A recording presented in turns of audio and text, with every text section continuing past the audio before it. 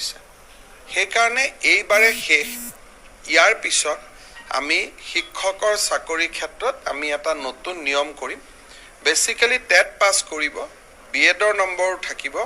কিন্তু ফাইনালি এটা ৰিটেন এক্সামিনেশ্যনত আপুনি আৰু এবাৰ বহিব লাগিব যিমান পোষ্ট সিমানৰ ৰিটেন এক্সাম হ'ব যদি 5000 পোষ্ট আছে আপোনাৰ ফাইনেল ৰিটেন এক্সামিনেশ্যন এটা 5000ৰ কাৰণে আপুনি আকৌ দিব লাগিব টেটটো কোৱালিফিকেশ্যন হেতু আপোনাৰ 5 বছৰ আগতো পাস কৰা হ'ব পাৰে 4 বছৰ আগতো পাস কৰা হ'ব লাগিব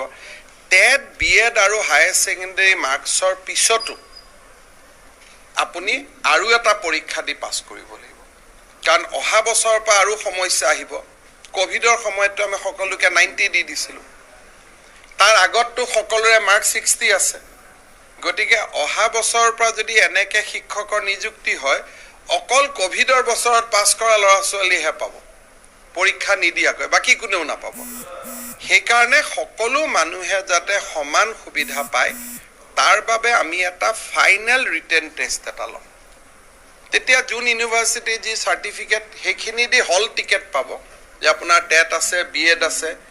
আপুনি হলত টিকেট পাব সুমাব কিন্তু পৰীক্ষা এটা ৰিটেন আকৌ এবাৰ দিব লাগিব আৰু যেটো ৰিটেন সমসাময়িক ব্যৱস্থাৰ ওপৰত হ'ব তেতিয়া আপুনি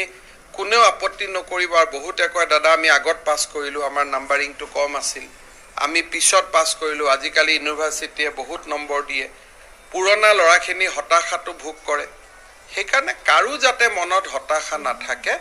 আমি অহা বছৰৰ পৰা এটা ফাইনেল এক্সামিনেশ্যন লম হি উচ্চতৰ মাধ্যমিকৰ কাৰণেও হ'ব মাধ্যমিকৰ কাৰণেও হ'ব এলপিৰ কাৰণেও হ'ব গতিকে যেটো মই আৰম্ভ কৰিছিলো 2014ত নিযুক্তি প্ৰক্ৰিয়া